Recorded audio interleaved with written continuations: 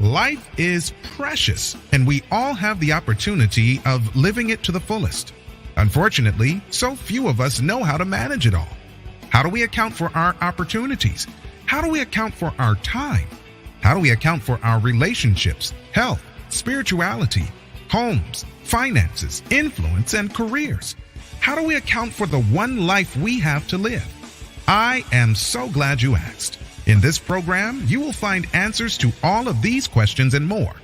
Welcome to the Account for Your Life podcast with your host, the healthy accountant himself, Jay Moore.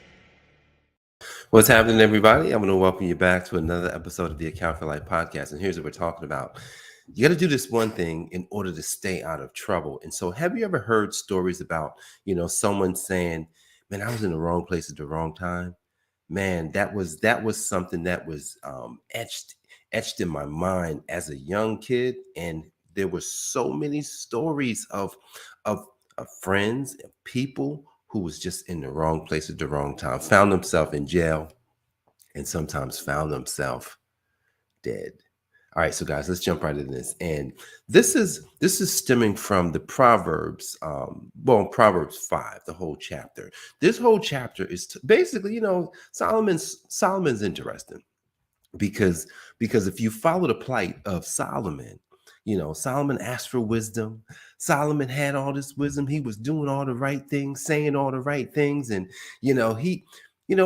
but Solomon got complacent. He was so smart. Think about this. Have you ever met someone too smart for their own good? This was Solomon. So in chapter 5 of Proverbs, he's laying out. He says, look, I've done it. Don't do this. And he's given a step-by-step process of how to stay out of trouble, because his behind, the smartest man that ever lived, the wisest man that ever lived, he found himself in situations that when he looked back, he says, hindsight is 2020. I can just think back to when I was a kid, and there were friends. There was the company that you keep. Guys, the company that you keep could potentially, determine where you go. So I had I won't call him, like he was like a second cousin. I'm a second cousin. My brother, they used to hang out, my older brother. And they used to always hang out, and just imagine like 20, 21, 22, 23, 24-year-olds, they hang out inner city, they got their crews and whatever. And here's what's interesting. They all start doing the same things, selling drugs, taking drugs, wrong, and we get a call one night. It's Christmas Eve, 1988. They're like, oh my goodness, your cousin's not breathing. Why? See, he was in the wrong place at the wrong time, hanging with the wrong people, and they're all just kind of having a good old time. And he overtook the stuff they was on. Now, in Proverbs 3, he ain't talking about none of this. But what he talking about is adultery. In Proverbs 5. But at the end of the chapter, it says something that's really profound. And that's really what we're going to take away from this today. He says, for lack of discipline, they will die, led astray by their own great folly, by their own great just being dumb. We can apply this in so many ways. Of course, you've got, he's talking about adulterous stuff, and he's talking about the woman who seduced him. Solomon didn't get seduced. He seduced himself. He's sitting here trying to act like, well, it was the women that got me, man. The lady was on the roof, and I just was I was paying attention to what she was doing. She just so happened to be naked, and I just so happened to be the king. So I just so happened to say, why don't you bring her over here so I can talk to her? So he ain't talking about that. He trying to say, oh, it was the women's fault. Come on now. Discipline. Let's do this. It's 2023, right? What would discipline do for business? What would discipline do for body health? What would discipline do in a relationship? What would discipline do for whatever?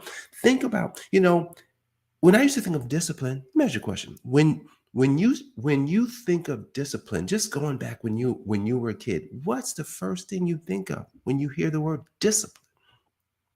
I'm gonna tell you what I think of. Get my behind whooped.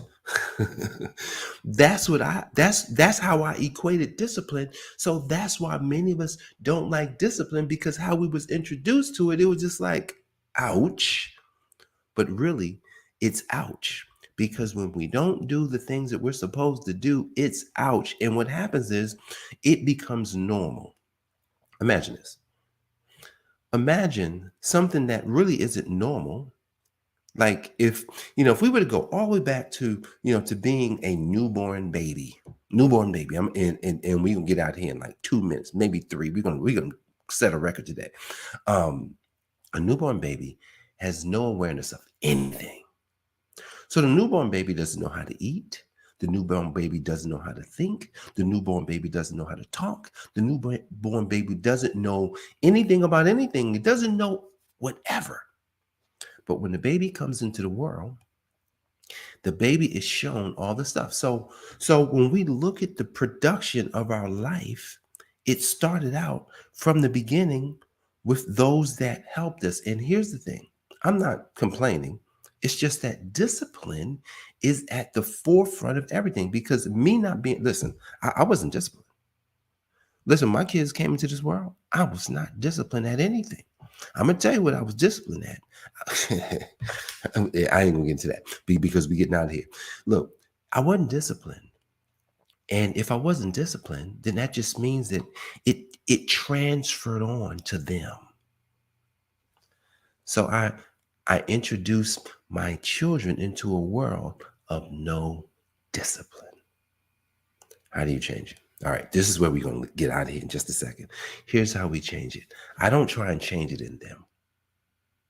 You follow me? Don't try and change in your kids what you've already put in me. I'm not going to try and change what I put in there. I'm going to try and change me, not try. I'm going to change me. And by changing me, I got a 19-year-old. I got a 16-year-old. They're about to be 20 and 17. They're going to say, I'm going that way. They're going to say, I'm going to say it again. They're going to say, I'm going the way Daddy going. Because I ain't going to try and change them. They're going to change themselves. See, discipline is something that we think we have to put discipline on somebody else. But really, we got to put discipline on ourselves. So look, go back and read Proverbs chapter 5 today. Find out all that stuff that Solomon was talking about. And look, if you want to go deep, you want to go really deep into Proverbs, and you have not registered for the, what do you call it? Did I say that? Yeah. And you have not registered for the Wisdom Challenge. Listen, go to impactmovementmaker.com. Go get registered for the Wisdom Challenge. They're going over Proverbs every single day. They've got Bible scholars. They've got successful business people. They've got the top-notch everybody coming into the program to share with you way better than I can do it on all these same topics. They even had, I think a couple of days ago, they even had the author of the translation, the Passion Translation of the Bible, Brian Simmons, I believe.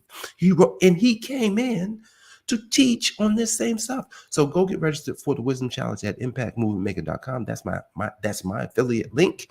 I work with Mr. Pedro. He's a cool guy.